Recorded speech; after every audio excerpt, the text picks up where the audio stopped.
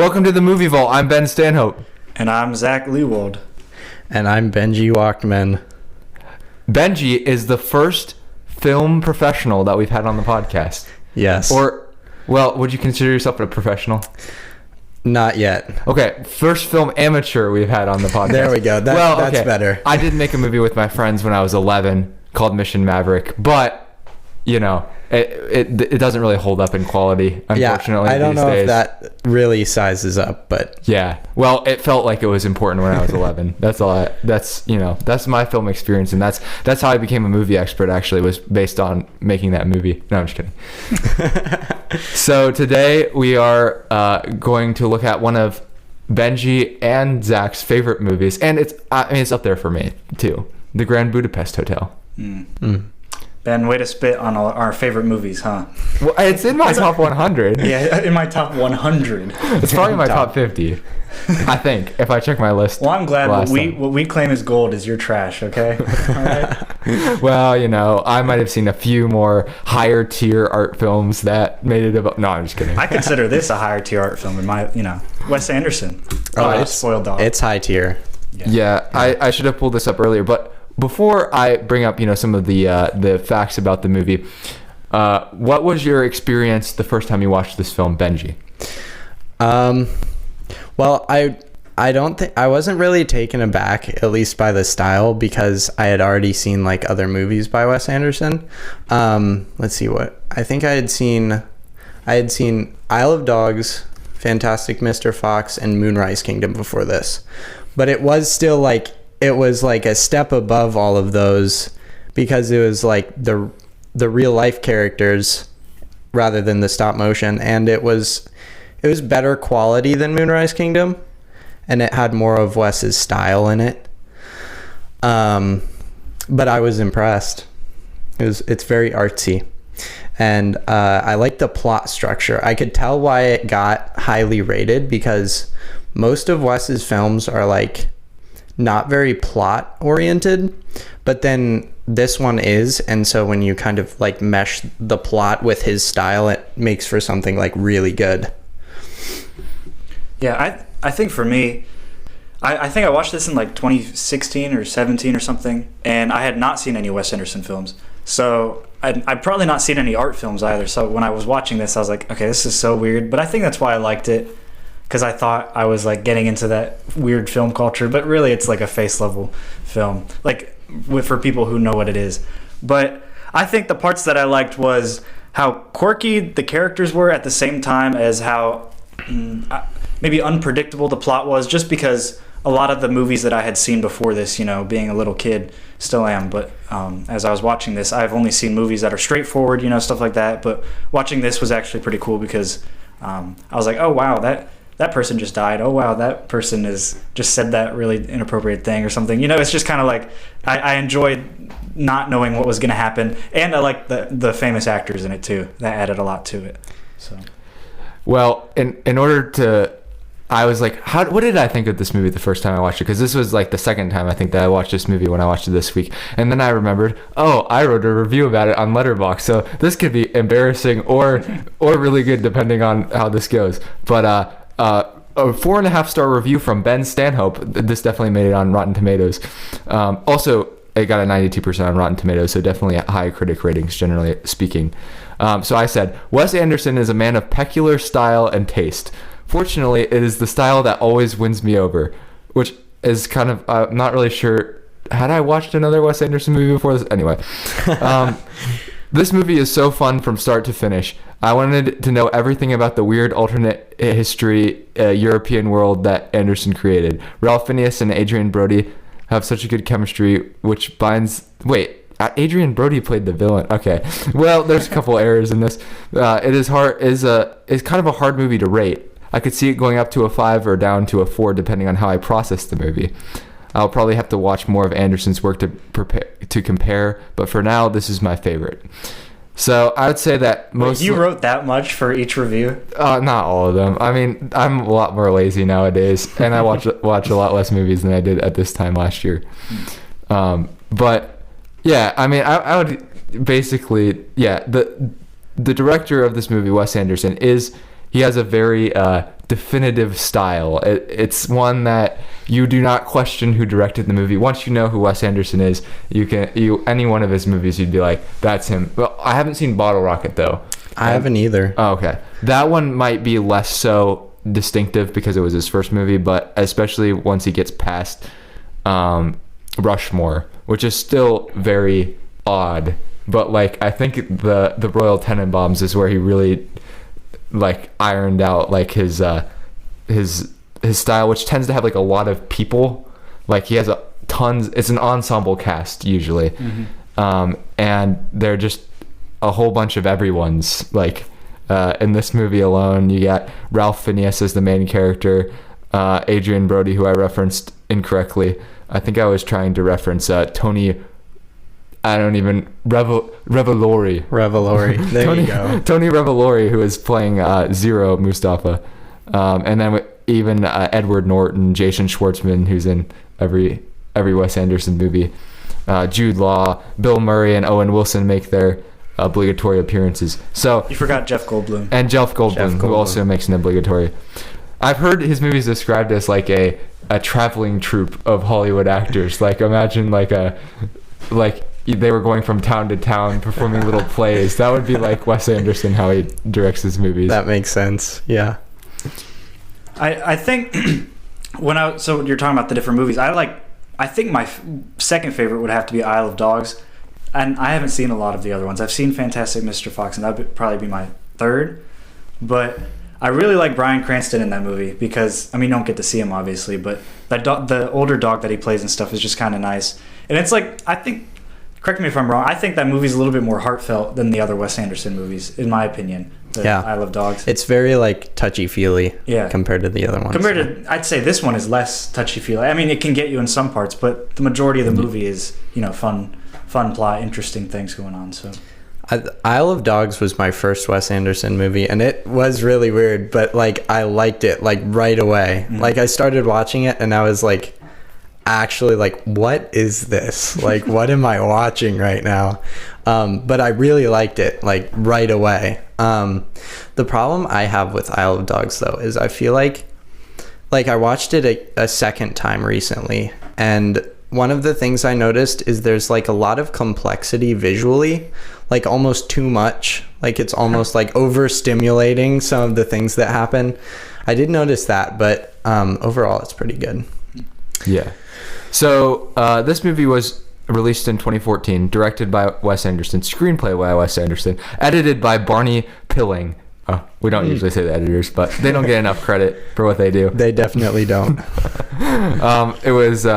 It had a budget of $25 million and a box office of 172.9. So I believe this is probably one of Anderson's most commercially successful movies. And I think, if I read somewhere, I think it's one of the most successful limited release movies ever. So that means it wasn't released in every single movie theater. Like it was only released in select movie theaters, which tend to be how a lot of the more artsy films are. Like your town will have, if you're in a bigger city, there'll be like more artistic oriented movie theater, and they'll show more movies, and they'll be like the more like, oh, this just has the standard movies that every movie theater has. Or depending on how big of the city, there might be a combination of all those different kinds. So who wants to take a stab at the plot of this movie? Just a brief summary. It's complicated, so if you don't want to, it's okay. I mean, it's not. I mean, it's kind of complicated, but I guess it's also kind of not. If you get too lost in the details, it's probably complicated. Well, like the basic gist of it is the concierge of the Grand Budapest steals a painting that is willed to him, but he steals it before it's legally willed to him. Correct. And the family is mad.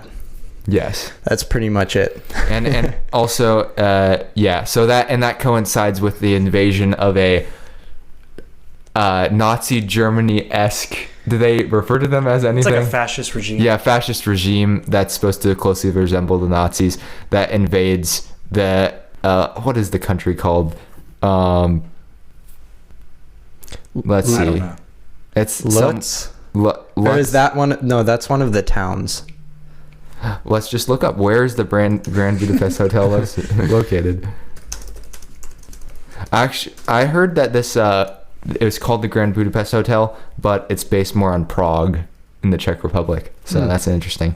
I'm sure it's completely factual if I read it. It's in Zubroka. It's which doesn't sound like a European country name, but No, that sounds third world. yeah, it's The thing is, the actual hotel is hotel. I don't know how to pronounce it. It's like Borge or something in Gorlitz, Germany. I just butchered They that. used a real hotel? Yeah, so they filmed it. The cast and crew actually stayed in this hotel as they were filming it. That's cool. And he said that. So Wes Anderson insisted that all of the wardrobe and all the makeup and stuff would be done in the lobby at the hotel. So they kind of were all like in there for the entire process. That's pretty cool. Mm-hmm. But yeah, and actually, so this is just something that I found on the internet. We'll see if it's true or not. But that the actual story of this movie is based on the writer Stefan Zweig. But Wes Anderson read a lot of his books, and he said he got a lot of his inspiration, and he based the characters off of the book, these books of Beware of Pity, and then another book called The Post Office Girl. That's in the credits. Yeah. Yeah. So yeah, Wes Anderson's kind of basing. He said he especially based off of, especially Jude Law's character was based off of one of those characters in the books. So it's definitely inspired, but Wes Anderson twists it and makes a lot of different things out of it. As far as I know, I haven't read the books, so Yeah, essentially the movie is split into 5 parts. So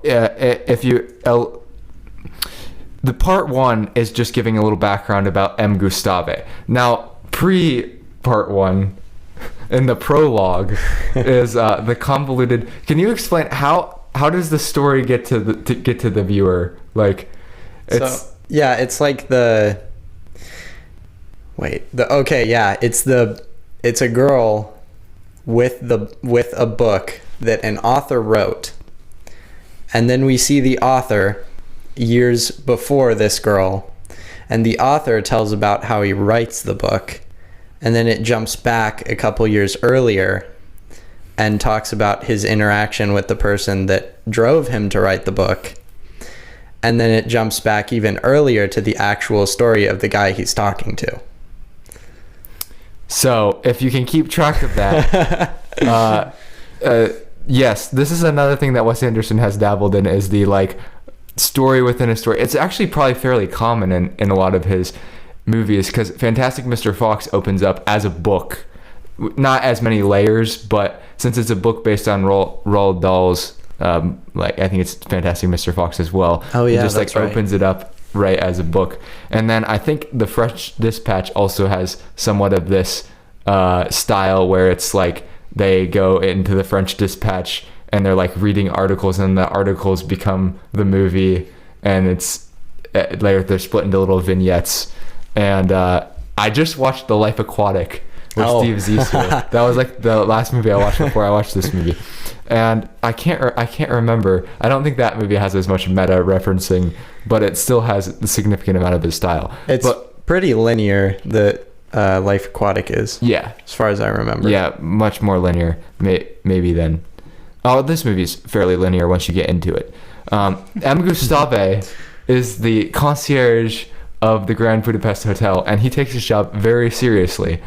And he makes sure that all of his customers are satisfied and happy, including a lot of the older women who frequent his establishment for relational purposes sometimes.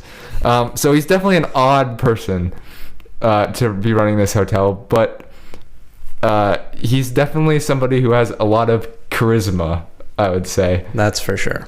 And he really takes seriously everyone's role within the hotel. So when a lobby boy comes in named Zero, he's not just going to let him, do it without any training. And he goes through the importance of being a lobby boy. I think we find out at some point that he used to be a lobby boy. But Ralph Fiennes's Miss M. Gustave, or is it Monsieur Gustave? I don't know. Not Gustav H. Gustav H. What does it say? Yeah, it's Gustav H. Gustav H. Yeah. He's the lifeblood of this movie. Without his character, this movie doesn't really work. And I'm not familiar with Ralph Fiennes at all, so I have nothing to compare it to. But it seems like I read that he's not necessarily known for like pulling this type of role off. So he's not very. I don't think he's very known in the first place. I mean, he was just in The King's Man, but that wasn't very highly rated or anything. I don't think he's a super known actor. Yeah, I think he's more of a theater type background, and so he's probably played like different roles in movies that are very like role oriented type things where people don't have to know who he is to know like he's just in character. So when they were actually gonna when they were casting for Zero, they said they wanted to find a younger teenage boy, possibly of Arabic origin, that was unknown. So that they said it was the hardest one to cast because he I mean, that's kind of hard to find, just like an unknown kid that's going to come audition that's actually good. So yeah, but luckily they found it, and he's moved on to other things too. Yes. So. Yeah, including Spider-Man. Yeah. As Flash Thompson. Yeah, Flash Thompson. Yes. A much wimpier version than his other predecessors of Flash Thompson, but yeah. Well, wasn't Flash Thompson who was he? He's like the bully. He's the bully. Yeah, but right. He's not in the movies a ton after the first movie. He's more just like to the side. But the first movie, I think he's a little bit more integral part in Spider-Man: Homecoming. Yeah. One of the Grand Budapest's clients who regularly visits is Madame. They abbreviate it for part 2, CVDUT, because it's extremely long. Don't they just call her Madame D? Yeah, Madame D, probably. Because they spend a lot of the movie pronouncing the super long last name of the family. But she says that something bad's going to happen to her. Gustav H says, no, it's going to be fine. You're going to be okay. And surely as the sun rises in the morning and sets in the evening, she passes away. And leaves her very wealthy fortune behind for some very eager family members. And we get to introduce to a lot of characters here, including Jeff Goldblum, who plays the family's lawyer, and Willem Dafoe, who plays the family's like enforcer, and then Adrian Brody, who plays the brother, the main antagonist or child. He's somehow probably a child. Probably the son of. But I'd say he's the main antagonist. The main antagonist, yeah, I would say so. And then Serge X, who's the butler. Right. So all of these characters are extremely important because they all want something, and then they find out that right before she died, she willed the very famous painting "Boy with Apple," which I think there was some sort of factoid that I read about where Wes Anderson just got this from some random place, I'm pretty sure, and he just put it in the movie. Oh, he just bought it? Yeah, like it's a real painting. Oh, okay. He just calls it Boy with Apple? Or is that what it was called originally? I'm looking at it right now. I mean, it's kind of a lame painting. Yeah. Well, they don't think that in the movie. And this is interesting because art is referenced in the French Dispatch quite a lot. And so it seems like Wes Anderson might have like somewhat of interested in painting, which would make sense considering his style. Yeah, his frames are paintings, for sure. And the title is just Boy with Imagine a boy sitting and an apple is in his hand. That's pretty much what this painting is. Although he's holding it very, very strange. He's holding it like I'm showing them, but you should just look it up if you're listening. He's kind of okaying everyone. Yeah. You know? Yeah, he kind of has that. Yeah. Okay. but yeah, nobody ever would hold an apple like that. No, that's why it's a painting. Yeah, but I don't know. I hate it. Well, the interesting thing about art, and maybe this is a little side tangent we can go on to. Someone redid it. Is that art is like to some level, it doesn't make sense why it has so much value, because it's extremely arbitrary what gets to have value and what doesn't, because it's so subjective. I mean, I feel like most people can tell what a bad painting is, but once you get to a certain level, it's like, how do you determine what's good and what's great and what's like what's priceless? And it's really about building a brand, right? It's kind of like what Wes Anderson does. Like, people go to watch his movies because it's Wes Anderson. It doesn't matter what it is, or what, they don't have to be intrigued by anything else. Maybe the Grand Budapest Hotel is a critique on art. Yeah, perhaps. Because of how bad the painting is, but people die for it. I think or just the idea of wanting and desiring something. Yeah. It's just a foolish and wanting wealth. I mean, because the painting wouldn't matter as much if it didn't have a money value assigned to it. Well, they did say it was priceless. That's true. So I don't know if they did talk about selling it, but I think it was just kind of a family heirloom that everybody liked, you know? Interesting. So, yeah. So this leads to a whole kerfuffle involving Willem Dafoe trying to track down them as they escape. And then eventually he does get caught, though, and arrested by Edward Norton's character, who's some sort of army leader in a fascist regime. And he sends him to prison. Edward Norton is a good actor. I really like him in everything I've seen him in. The original Hulk. I've not seen that. He was in the Incredible Hulk and then quit. Yeah, William Dafoe on a motorcycle for me is a win when I see that. So, you know. It's Willem Dafoe. Willem Dafoe. Get it right. I hate those names. But Tony Ravioli. Yeah, Tony Ravioli. I think we should take a little bit of time in the middle of the movie to discuss like just how important Wes Anderson's style is, because we've referenced it a lot. But Benji, since you've had a lot more experience behind the camera, how would you describe Anderson's style, and why is it so important to like making his films interesting? I was actually reading this. It was a library, because I rented the Grand Budapest Hotel from the library today to watch it, and I read one of the reviews on their site, and it said this was a very interesting take on his style. They said that it reveled in like the art of filmmaking, or the art of like camera techniques. Yeah. But honestly, I have no idea where Wes got his style from. Like, I've seen videos where they say like how to steal like Wes Anderson, but honestly, like, I haven't seen what he's stolen from. Yeah. It seems very original to me, but basically you're looking at a lot of head-on shots. Every single dialogue scene is just straight on somebody's face, or a side profile of both of them. There's a lot of whip pans and zooming. There's a lot of zooming. The color palette. That color palette is stands a out. Big thing. He keeps it very colorful. Also, the set design. He's very detailed with it.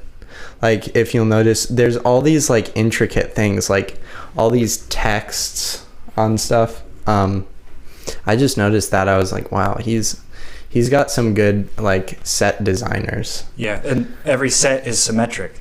Right. Exactly symmetric. And his framing is often symmetry. Yeah, symmetry is very important. Also, the structure of the movie is symmetrical. Yeah. Which I just realized that. I thought that was very interesting, that the actual plot is laid out symmetrically, even though it's non-linear. Mm-hmm. Yeah. And the thing I really like about Wes Anderson and his movies is you can almost visualize in your head the color palette. Like, when you mentioned the color palette, like, you can be like, okay, there's like pink and blues, and like you think of brighter colors when you think of the Grand Budapest, because there's like the company that makes like cakes, or is it cookies? Mendel's, yeah. And they're like super bright, and the hotel's bright, and that's just kind of what you think about. Or like when you think of The Life Aquatic, you think of like blues and yellows and like, and Oh, yeah. Fantastic Mr. Fox is like orange and yellow and green a little bit and red. And so every movie has its own distinct palette, and like it's not that hard for the viewer to like latch onto that. And that sort of like, it's not a verbal thing that's ever like recognized, but it stimulates the brain in a way that gets you engaged. There is a lot of nuance that goes into Wes's style. Like, I've imitated him a little bit, but I've noticed like even if you do camera angles like his, you still don't get the same style because there's so many other things that go into like making a Wes Anderson style thing. Like you have to have the right sets, you have to have the right color palettes, you have to have the right camera angles, you have to have the right soundtrack, you have to have the right focal length. He always uses wide angle lenses or zoom lenses if he's doing a zoom, obviously, but he usually goes out to a wide angle. But there's all these little nuances that go into like his whole like style. Yeah.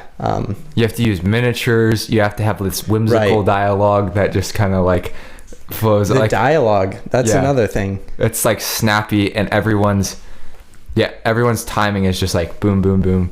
And it's very thought out. Yeah. Everything is like that.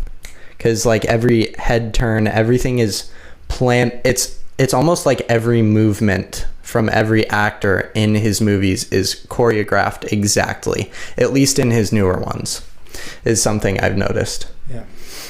I watched this video on The French Dispatch. I haven't seen it, but they put a metronome on one of the scenes, and everything was to this metronome, like exactly. It was a certain BPM that this whole scene was happening at. So I kind of want to watch that. Yeah, and I think the style is like it's for people watching the movie, it becomes make or break. Like you can't divorce Wes Anderson from his style, and a lot of his critics, who are much fewer than his supporters, but I was reading a few articles, are like they view his work as like kind of cutesy, and like the term twee is thrown around a lot. It's like kind of hipster, and they feel like underneath all of the like they look at it more like a mirage. Like there's all of this like spectacle, and then they feel like he has a lot of weak points in his writing. But I think that like with some of his earlier work, it was a little, he would end, and he even does it a little bit here.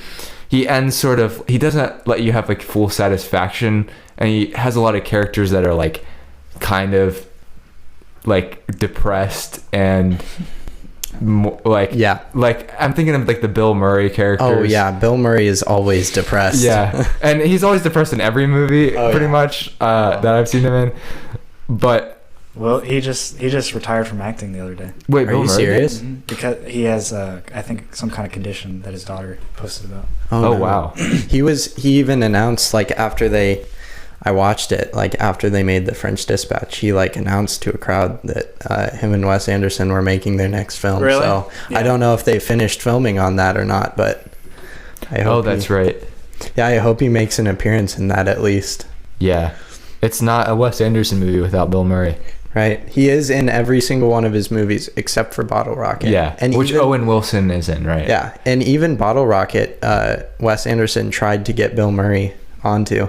So he just had this like, I need to get Bill Murray. He wanted Bill Murray, and he got him for good after Rushmore. I mean, the pool that Wes Anderson has with actors is impressive. Like I've also heard this from people that like it doesn't seem like people go to Anderson's movies to like make money. Like, oh no, because there's too many people. Like if they couldn't pay all these people, if everyone demanded the amount that $25 million to make this movie, and with all these actors, there's no way. Like, I'm trying to think of who has. I mean, Bill Murray could try probably to command a big portion of that $25 million, but I'm sure he didn't. A lot of these people have like decent amount of pool. I mean, Willem Dafoe is also a bit, but he tends to.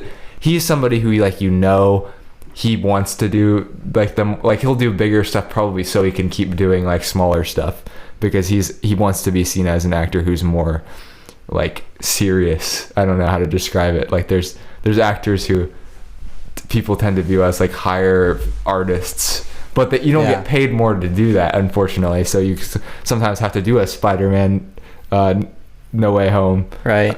Although he wanted to do that. Yeah. He really wanted to. You know, something interesting about Bill Murray and Wes Anderson is in Rushmore, Bill Murray actually paid for one of the shots in Rushmore to get done. Like, personally, he paid for it.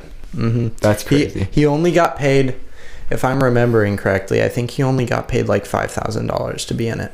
Like, it was the minimum like an actor could get. The minimum wage, like that the union sets. And he agreed to do it. And I think it might have had to do with the fact that he started to star in a lot of like films that flopped, you know? Yeah. Like before that. And so he just agreed to be on this one. And that was kind of his upswing. Well, I think that shows Bill Murray kind of his character, because remember in Groundhog Day we talked about in our episode that he was fighting for his character to have more serious moments in the movie. Remember we talked about that? Right, yeah. So this is something that he wanted for a long time. The to be viewed deadpan, depressed acting. Well, just to be viewed as like not just a comedic actor, which he is funny right. in Wes Anderson movies at points. Yeah, he always is in comedies, it seems like. Yeah, I mean, because that's how he came. I don't exactly know the big break, but I believe Caddyshack may have been one of the big moments. Or no, it was either it was Ghostbusters, Caddyshack, and he was in Ghostbusters. Okay. So which are both comedies, and Right. and then Groundhog Day is a pretty big movie, which is still more a comedy. But this I feel like Rushmore really helped them get to the point where then he did a movie like Lost in Translation, which is like a serious like drama, and that movie's just like I don't know how to describe it, but he's like amazing in Lost in Translation. Probably the best performance that I would say that's his best performance. But again, he plays like the more depressed, like loner. I have heard people argue that Rushmore is his best. I think you could make that argument. Yeah. Like it'd be fair. Personally, Rushmore is actually, I think Rushmore is my favorite Wes Anderson movie, even though it's not like his full style yet. It has so much character. Yeah, it does. It does definitely have a lot of character, and I think it has a more personal draw to the characters because you don't get so distracted by the ensemble. Right, and the style can be distracting. That's true. The style isn't all like plus. It does distract sometimes. Yeah. So like I said with Isle of Dogs, like there was some visual complexity that did take away a little bit. So. Do you think that all these things that we're talking about Wes Anderson, do you think it comes? Do you see through these movies and see a man with OCD, or do you see a man that is trying to expand the cinema world?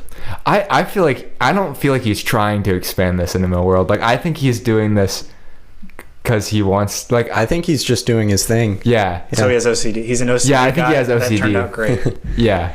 I have seen him behind the scenes. He is OCD. For sure. It'd be hard to imagine a director who doesn't have at least a little bit of OCD though. Oh yeah, no, I get that. Like, because making some of the stuff, I know exactly why directors are the way they are. Like, it's just like when you're on set, you want to get everything right because you never want to go back the next day and reshoot something because you find out you did it wrong. Yeah.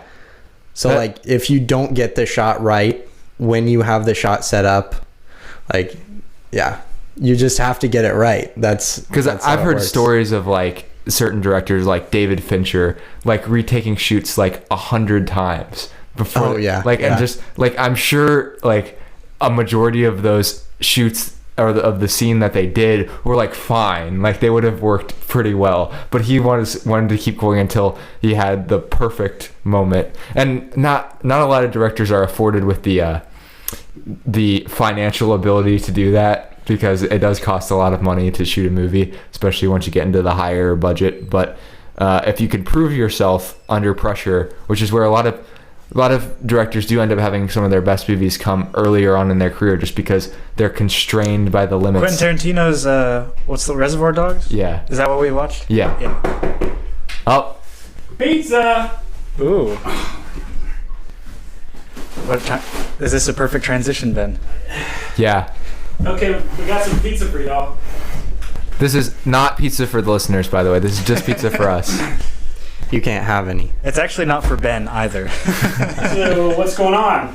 Well, a couple of minutes ago, we were actually talking about a priceless family painting. Oh. And now that you're here, this is Jonathan Anglin of Hedman Anglin Agency. We were wondering whether you could explain some ways that it might have been helpful for them to ensure this painting had something happen to it. You know, that's a great question. I'm glad you asked, and I'm glad I have some information for you. If you have a painting that's valuable, you may want to put it on your homeowner policy and schedule it as a personal articles. Otherwise, a $1 million painting, you may only get $200 back from it. So, very important. Does that help? That's like flushing money down the toilet. That's like that if you don't get this figured out. So figure out which one of your family heirlooms are priceless first of all, and then make sure that they're on the right policy. Where can they reach you if they have any questions? You can reach us at 614-486-7300 at Hedman Anglin Agency. All right, so make sure you do that. They also cover home and business and other of your insurance needs. So not just priceless family heirlooms, but also that. Well, good thing you were here to tell us that when we had that question in mind, huh? And thank you for the pizza as well. Hey, Yeah. anytime. I was just told that I gotta grab a pineapple for Nelly. So I'll take one piece and then I'm done. Thank you so much. Keep talking, please. Yes. Well, we're kind of like the Wes Anderson of podcasters, right? I would say. No, I'm just kidding. Yes. Everything in this podcast is symmetrical and colored perfectly. But I do get that OCD kind of feeling because if you haven't noticed, listener, we do apologize. The last couple episodes, some of the mic quality, specifically on my end, has been bad, and it was mostly came down to just purely mechanical failures on my part. So we got that fixed. It sounds much better. Hopefully. But it was really driving me crazy when I heard that. But I couldn't not release the episodes. So the one thing I was noticing though when we were doing it is that when he mentioned that the movie itself is symmetrical and that it's kind of just like beginning to end, like the beginning opens the same way and then it closes the same way in that structure. I was kind of thinking like when I was watching this, it reminded me, and I forgot about Tenet. Oh yeah, Tenet kind of with Quentin Tarantino kind of opens, the same way. You mean Christopher Nolan? Did I say Quentin Tarantino? Yeah, whatever. And Christopher Nolan, I actually am mad at myself for forgetting that, but that it kind of opens, like the first half of the movie is going in one direction, and the second half of the movie is the opposite, timeline going backwards, and you're kind of revealing things. It's not so much of like a math equation as a Christopher Nolan movie, not Quentin Tarantino, but I'd say it's more artsy and less mathy. Yeah. If that makes sense. Yeah, it's Christopher Nolan, but art. It's Christopher Nolan, but like with a scarf. Right, a scarf and khaki suit. Yeah, like even a bright underneath. Like if Christopher Nolan hadn't become a physicist, I mean he's not a physicist, but he would and gone into like coffee making, this would be Christopher Nolan. Would be Wes Anderson. Have you seen Wes Anderson? All he wears is a khaki suit and a scarf. Yeah. No, he's the definition of twee. So. Oh, he also wears a bow tie and like frequently. Right. The bow tie. Which I guess a lot of his characters kind of fit his personal style, which I guess would make sense. Yeah, I mean, like I think you're right though about it being a little distracting, the art of it. But I also don't think that it would have worked as well if some parts of the movie were artsy, and if he didn't go all out is what I'm trying to say. Yeah. Right. So I think him going all out is the way it had to be for this type of movie, but I also think that it did distract from the actual story a little bit. But maybe the art is what I wanted out of the movie after watching it rather than the actual plot, even though the plot I think was pretty good. But yeah. Yeah, I think a lot of his movies focus more on the art than the plot, which is why The Grand Budapest is so good, because it does have a strong plot. But like after watching a couple of his movies, you do get used to the plot or the art. Yeah. So then you can focus more on the story, which could be good or bad depending on what the story's like. At first you are taken aback though, and you're just focused on like what it looks like. Yeah, like all the bright objects. It's like a kid in a candy store. You just like can't stop looking around. But where we last left off in the plot, we just got to the Checkpoint 19 criminal internment camp, which is part 3 of the movie. Intermittent camp. He also has a very big vocabulary that I can't match. Yeah. Have you noticed how throughout the movie people like recite poetry, but then they always get cut off by something very deadpan and simple? Like some very deadpan, simple dialogue cuts off a very eloquent speech. Okay. That is interesting. I can think of a few moments where that happened. Yeah. At the very end, Agatha says a full line of poetry, but other than that, you never get a full line. You never get a full. Now, there's the one letter when Gustav H goes to prison, and which is why he's at Checkpoint 19. Which I was wondering, is this a prediction of COVID-19? Checkpoint 19. I'm not saying it, but I think that Wes Anderson may be involved in some grand conspiracy. Just kidding. That I just said kidding just so nobody sues me. Because he's not kidding. Or is he? And now I'll leave you with an ambiguous ending to a very short plot. Okay, so in this point in the movie, we're at the prison. We're with Gustav H. And he can make friends anywhere, including with prisoners who are like not like him at all. And one of the prisoners that he makes friends with is a bald Harvey Keitel, who plays, I think he's called the Wolf, or he has some sort of wolf referenced as a nickname, which is a callback to Pulp Fiction, actually.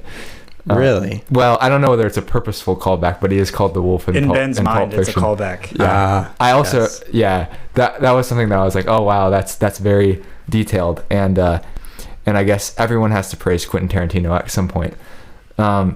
So their whole plan to get out of prison is to like use like little digging devices and have them shipped in from Zero. From Mendel's.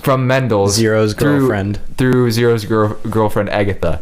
And so that process works. They escape with a few things that trip them up here and there. And then they're just in the middle of nowhere and they have to figure out how to get home.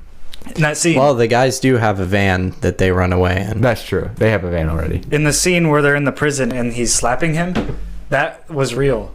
They're actually, I'm just looking it up, and it was real. They did 42 takes of this scene where they actually slapped him. When is this? Well, where it's Harvey Keitel, is that how you say his name? Yeah. He slaps slaps Zero across the face. They filmed it 42 times. Isn't that after they escape? Yeah, but that scene was, they legitimately, this is the line that he says before. He says, "Good luck, kid," before slapping him. And he said that to his actor. And then, they did that 40. I can't imagine having to do that. Like, having a Harvey Keitel who's not a... Wes Anderson's like, all right, guys, sorry, we have to do it again. Wasn't good enough. Imagine doing it 42 times. And if I were Tony, I'd be like, I'm quitting. I quit. I didn't sign up for this. I'm not doing acting. I'm going back to being unknown. So in order to get out of this situation, because they have, well, now that the bus is gone, there's nowhere for them to get back. So they have to call the Society of the Crossed Keys, which is a bunch of concierge throughout Europe. And this was a really, like, I thought this scene was hilarious, or these scenes were hilarious because they kept going. Like, there's so many of them. It felt like they never stopped. Like, every time I was like, okay, I get it. Now and every time it'd be somebody who picked up the phone, he'd be doing something kind of ridiculous, and then he'd have his lobby boy step in for him, and he'd pick up the phone, and then he'd call someone else, and it'd go so on and so forth. There was always a lobby boy, and there was always a concierge at every hotel. So I guess there's a whole network of hotels that are like the Grand Budapest Hotel throughout Europe. It's like Rick and Morty. Yeah. Isn't it? It is kind of like Rick and Morty, yeah. And this is Bill Murray's appearance. Very important. Yes. And now through all of that, I can't actually remember what did they actually do for them? They sent Bill Murray goes and picks them up in a field. Yep. Yeah. That they had to get like 8 phone calls down the chain to get to that, but I just realized they found a phone booth in a field Yeah. Do you They were just remember standing that? in a phone booth. I the never middle of noticed nowhere. that, but yeah, that's Which is crazy to think about now, but I guess you're like, well, I guess that was just how it was. Well, you don't think about it. That's why you're just like, this is a plot that's going to keep going forward no matter what. So, I mean, they just had the most random things in it. Well, That's why I liked it. What really happened was probably like they were like, well, they have to call somebody somehow. How are they going to do it? And then Wes Anderson's Put a like, phone booth in there. yeah. Yeah, I guess. Yeah. And so somehow they end up in this like big, like they end up in a mountain somewhere. they're meeting Sergio X. Yeah, Serge X. And then they go through another telephone of where they go up to it's like a monastery. I don't know whether it's a monastery or not. Their high altitude meeting Yeah. in the monastery. And they have to like talk to like a various amount of friars who tell them to talk to this person and that person before they finally get into the confessional booth where they meet Serge X. And I think they found out that Serge X actually committed the murder. No. I actually don't know. Like, I never caught who committed the murder. He did something that he shouldn't have done. And He betrayed, I forget his name, the main character, at one point. he betrayed Gustav, Gustav yeah. in some way. So I don't think they ever figured out who murdered her or anything like that. Oh, he said he blamed Gustav for the murder, but he was being coerced by the family, I see. I think, is how that went. Gotcha. And so he apologized, but he gets killed in the confessional booth by Willem Dafoe, who has been trying to track them down. He kills everyone. Yeah, he kills everyone. He kills Jeff Goldblum's at one point, cuts all 4 of his fingers off. And actually, one of the big things that people had a problem with this movie, actually this was only one person that I read, was that there's a scene where Willem Dafoe throws Jeff Goldblum's cat out the window, and the cat just is just dead, and they show it. And the lady who was complaining about this was like, he kills an animal in every movie. And I was like, this is... And who does? Willem Dafoe? Wes Anderson. Like every one of his movies, there's like an animal that dies, and I was like, that's a very strange pattern. That's right. To have in The a dog in Moonrise Kingdom. Yeah. It dies, and I'm sure a dog in Isle of Dogs dies. Yeah, Yeah. one of the dogs dies, yeah. I'm sure they're not. Yeah, she said that he switched it up by inserting a cat. But I think what she really had a problem with was like they just like laughed it off. It was like a joke, and she was like she didn't find that very amusing. Which I'm like. It was pretty funny in Honestly, the movie. it's one of the best moments in the whole movie. He just Well, there are a lot of throws a humans cat that out. die in the movie too, and they Because he throws it out, and Jeff Goldblum's like, "Did you just throw my cat out the window?" Like it was like, "Did he just do that?" kind of moment. Well, it's the greatest moment is when he goes downstairs and gets handed his dead cat in a bag. Oh yeah. That's a good moment. And so all this to say, Willem Dafoe is trying to track them down. He kills Serge X, and then, oh, man, there's some sort of ski race down the mountain. They see Willem Dafoe leaving. Yeah, and so they chase him. And Because they know he has, or they think he has the second version of the second will. Yeah, the second copy of the second will, which Right. is part 5. And so he almost kills Gustav, but Tony I should just call him Zero. Why am I not calling him Zero? Zero pushes him off, and they're fine. And now they have to go back to the hotel where it's been taken over by mostly by the fascist regime army that's in there. And they're pretty excited. I don't know. They're not excited. I just said they're pretty excited. I was like, that sounds like a good transition. I was like, no, that's not what's going on. They're trying to get Boy with Apple, or they said don't. At one point, they sent Agatha to get Boy. They're with going Apple. to save Agatha, I believe, Yeah. because Adrian Brody's character is going to. Oh right, because she has Boy with Apple. She got Boy with Apple. She knows where Boy with Apple And is. then she gets it. She goes up the elevator and gets it, and then Adrian Brody is just like very creepily like looming over her down the hall. down the hall, and she starts running and he starts running, and then they get to a very funny scene where somebody starts shooting, and then like everyone opens the door and just starts shooting. And it's just like it's like the top floor of the hotel, and you could look down at the lobby, and you just see like nobody knows who's shooting at who. And then eventually Edward Norton's character comes in and just like, stop, cease fire. He arrests all of them. Yeah, you're all under arrest. And then but Agatha almost is again another like cliffhanging scene where she's at the window, and then Zero tries to like save her, and then they both end up in that situation, and then they fall into the Mendel's truck, and they find the second copy of the second will, which is in the painting. Yeah, that Serge X put in the painting. Is the painting priceless, or is the will priceless? Well, Serge X put the second copy of the second will in the painting like during the movie, so I think the painting is still priceless. Yeah, because they mentioned it was priceless before even. It does carry more weight once he puts that in. Yes, very true. But that's kind of like the piece of evidence that he kind of needs to kind of either clear his name. Kind of clear his name, and like Gustav H. clear his name. Not even get out of trouble, but to get a lot of money. So right. Or a priceless artifact. I don't know. Whatever he prefers. I think he just wants the money.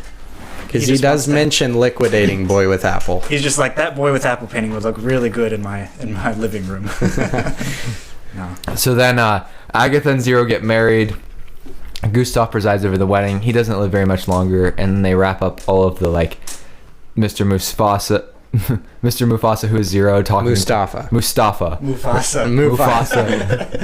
who's talking with Zero as an older man, and then he ends this Jude Law ends his story, and we get directed by Wes Anderson, credited Stefan Zweig for some parts of the movie. And that's pretty much it. I mean, it's I guess you could say it somewhat straightforward plot, but it's like straightforward, really. But I was struggling to remember. And I've seen this so many times. But well, there's all those little details that that like there's so many layers. Yeah. Inside of this like seemingly simple plot. Yeah, it's kind of like you have to memorize the pathways of the plot because they're not predictable, is what I was saying. So if you're going to watch this movie, you're going to be like, wait, why did that happen? It makes sense later sometimes, but a lot of times things are just happening. And although there are good character arcs, it's just happening. Things are just occurring. And you got to memorize it if you want to know it. You can't predict it, you know? So some of the things... oh, wow, I had the Harvey Keitel slapping Tony 42 times referenced in here. We must have read it from the same place. Maybe. And then you referenced earlier the changing aspect ratios, right? Which change for the different eras, which I believe are 1985, 1968, and sometime in the 1930s. So that's what the time era is supposed to be. And then I noticed that some of the film is like grainy. Like there was like points, and I think it's mostly the 1930s footage where I was like, I would notice like little imperfections on the film. Oh, interesting. And I wasn't sure whether that was like, I'm sure it was purposeful, unless I was seeing things, but I think it was only in the older footage. Now it wasn't so obvious that it was like it was just more of a like little tiny thing. And then an instrument that was used for the soundtrack, which we haven't even talked about the soundtrack, but it's also a very intricate and important part to the movie. The soundtrack is amazing. Yeah, that's that little like instrumental that repeats throughout. Oh yeah, what is that instrument? Well, I think it's I'm not going to pronounce this right. A balalaika, which is a rare Russian instrument with like 3 strings. Which part of the soundtrack are you talking about? There's like a refrain that is repeated with string. That it's like a stringed instrument. Oh, I know the staccato, the plucking. Yeah. Okay. Yeah. I don't know whether that was when this instrument was used, but I'm kind of assuming that it was. So. They also have the yodeling. Oh, yeah. I really like the yodeling. Those things are just so random to me. But I guess like it fits into his style, I guess. But it fits into the location as well. The setting. The yodeling does, enhance the setting for sure. It definitely does. All of the male actors were made to grow out their hair and not cut it before they came, so when they came to the set, they could just like style their hair how they wanted to. So that presumably they all had like as much facial hair as they could grow and as long of hair as they could grow, and they just like a lot of people had mustaches and a lot of people had different like weird. That's how they, OCD. that's how they did that because they couldn't like they had to make sure that when they got there they could make it whatever they wanted. That makes sense. And then a thing that I was thinking of is in the pantheon of directors, where does Wes Anderson lie? It was something that I was thinking. What does pantheon mean first? Let's look All directors are all good directors. well, I guess it wouldn't matter. the right? pantheon is like, isn't it? It's somehow related to like. It was the temple for the gods of Rome, so I guess that would mean like The best these of are the the best. gods of directing.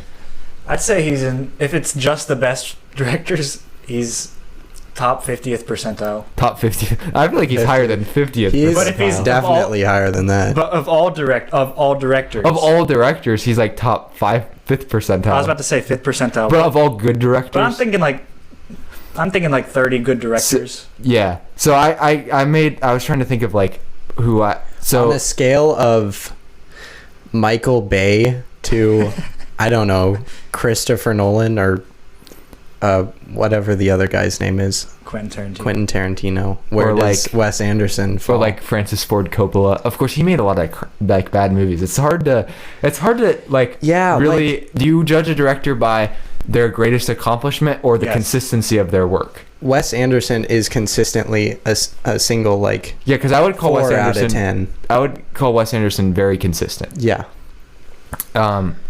Whereas like Francis Ford Coppola made like 3 good movies and like 30 bad movies.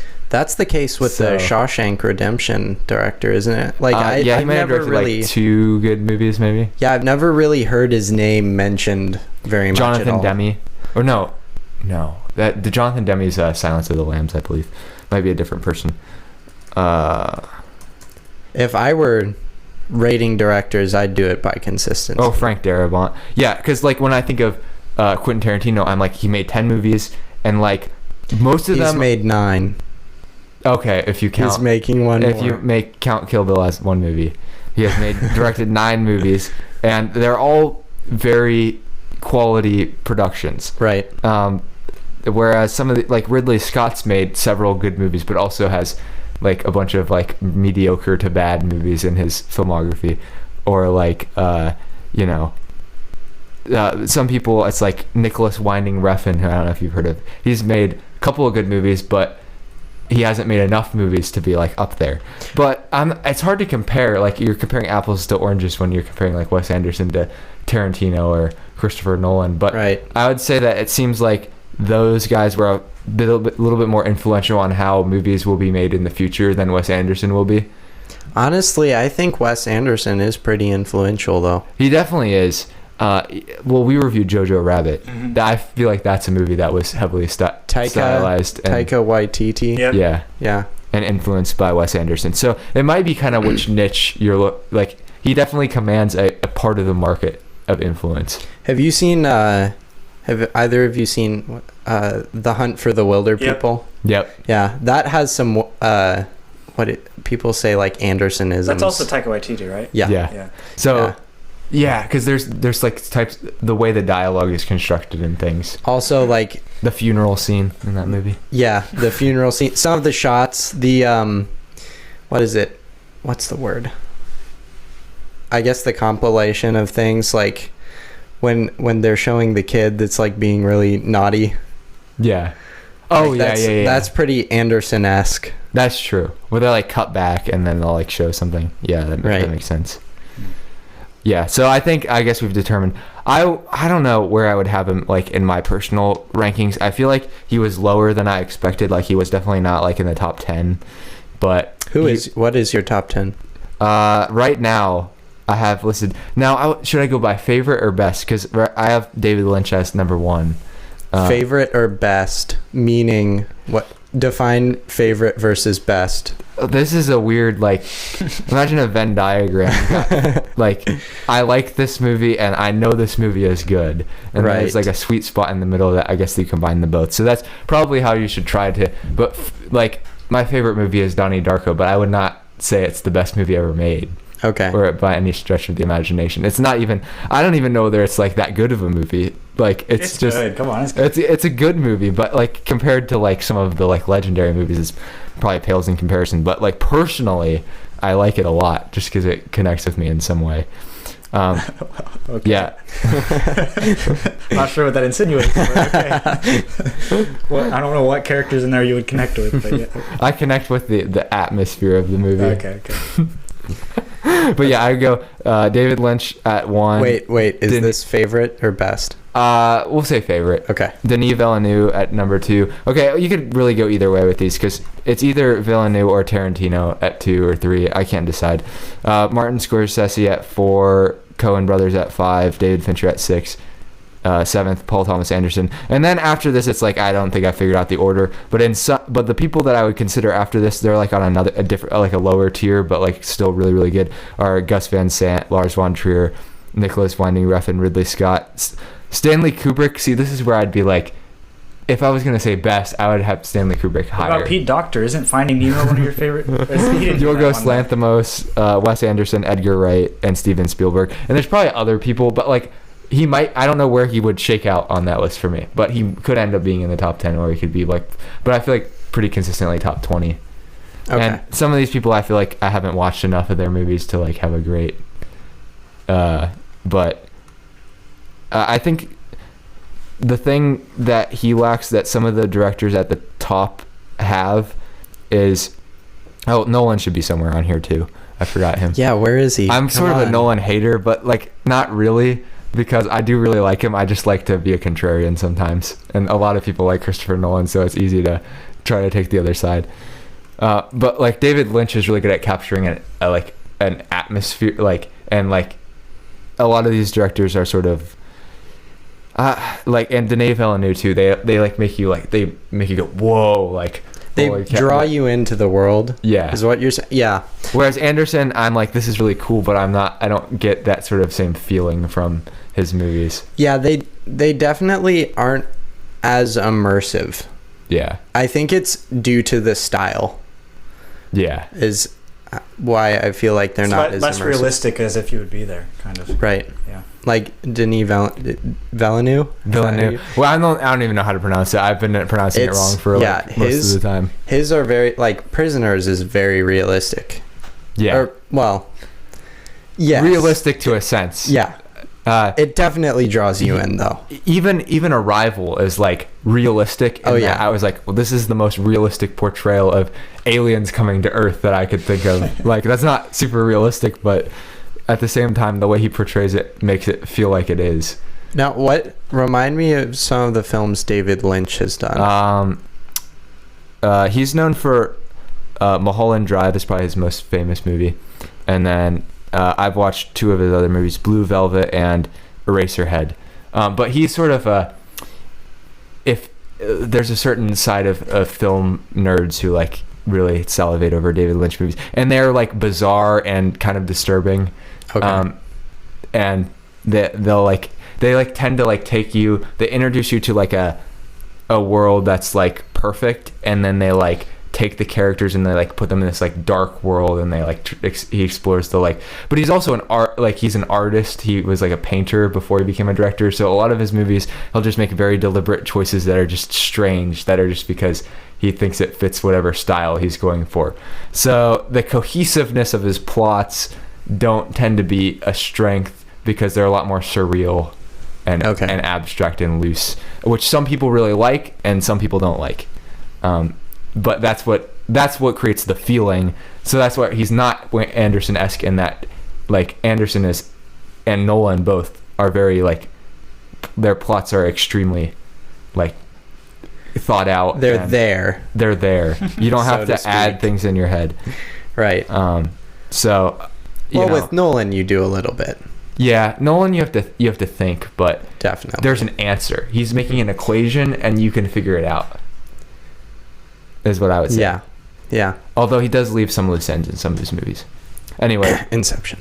What are your guys' opinions? I know like I created this conversation so I could talk about things that I was thinking about. I don't think I've seen enough of Wes Anderson's movies to make a judgment. But if from the movies that I've seen, I'd probably put him in the top 5%. Top 5%. I'd He's definitely in the top 5%, I think. Yeah. He's in my top 4. 4. Like 4 or 4%? Top 4 Director? directors. Oh. Well, I haven't like really concentrated on very many directors. Yeah, that like, is true. It takes time to be really like. the ones I've seen a lot of Edgar Wright. I think I've seen most of his movies. I think I've seen all but one of Christopher Nolan's movies. And I've seen all but like 2 or 3 of Anderson's movies. So, and those are Edgar Wright, I'm not a huge fan of like all of his movies, so I wouldn't really put him in my top list. I do like his style, but like my top 3 would probably be like Christopher Nolan, Denis Villeneuve, and Wes Anderson. Yeah. And if you're thinking of also purely in the modern like time frame, like right now at this moment, I feel like those 3 guys, Anderson, maybe he's made enough movies at this point that it's still like, I feel like Villeneuve is more of an up and comer, but at this point he's arrived, because no pun intended, because he's made enough movies that are like recognized that I feel like he doesn't necessarily have more to prove. And same with Nolan, but they're still like in recent memory some of the most important, and where the next generation of directors is going to take their movies. And so I think it's interesting to talk about that, because like Scorsese or however you pronounce his last name is still directing, but he's like 75 or he's really old, so you know his time is coming that he won't be able to do it anymore. And the sad part is with talking about these type of movies, like Marvel is so dominant, and we had this conversation on Endgame that it's like, will these people, like, will the next generation have people like Wes Anderson and Christopher Nolan who can draw people in purely based off of their name into whatever original concept they think of? Yeah, like, at this point I prefer original over the franchises. Yeah, because they just go on too long. Yeah, for me, like, well, they're not going to stop at all. Exactly. There's no end point. Exactly. Like Star Wars should have ended. I feel like Star Wars just should have ended a while ago. I feel like Avengers should have ended at Endgame, although Far From Home was a banger, but Yeah. I Loki feel was like a they banger, should have too. ended. You liked Loki? I thought Loki was cool. Okay. I wasn't a huge fan. I thought that it was just more interesting than a lot of Marvel movies in terms of what it, like, it's the whole free will versus predestination. It is like, it is different. Yeah, so that's For what sure. I liked about it. But and I like Owen Wilson, so I'm like Wes Anderson in that way. Owen Wilson was good. Yeah. All right. I guess we should probably wrap things up. So, does anybody have any final statements that they'd like to? Any pressing concerns? Any announcements? Where can we find you at on social media, Benji, if you'd like to be found? You can find me on Instagram. It's BW stuff. So there's 2 underscores before and after. I'm on YouTube. My user is also BW stuff. And what's the Jab Studios? That's JAB, right? JAB. Space so we'll link Studios. that. We'll link that in the description. We'll put that down in the description. And Ben just pointed down like Yeah. some YouTube video. well, one day maybe we'll have the YouTube. I'm just imagining a room with like 4 cameras, and then we'll have somebody sitting over there who we're paying to edit. And the press waiting outside. Yeah. I did set you up with a video one time. Did you use it? Yeah, I think we definitely we have used 2 of the videos, but what happened was it just got it took so much time that we didn't have, unfortunately, to set it up. So, but you can look at 2 of our episodes are on YouTube. Under the Last Resort Network. Yeah, Right? it's still in a process of Why is it called the Last Resort Network? Because we are the last resort. We're the last place that you would go. We're like I've exhausted all other resources. I'm coming to the Last Resort Network. Yeah. All right. So with that, Benji, could you close the vault? You may make any audible noise that you choose to.